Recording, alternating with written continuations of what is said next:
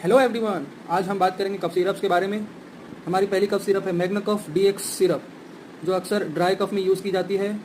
आप देख सकते हैं प्राइम मैनकाइंड कंपनी की ये दवा है, जिसमें डेक्स्ट्रोमेथॉर्फन क्लोरफेनेरामाइड मैलिएट होता है, जो बहुत ही बेनिफिशियल है ड्राई कफ के लिए। सेकंड सिरप है वेंटिलेक्स एलएस सिरप। वेट कफ में इसका इस्तेमाल किया जाता है।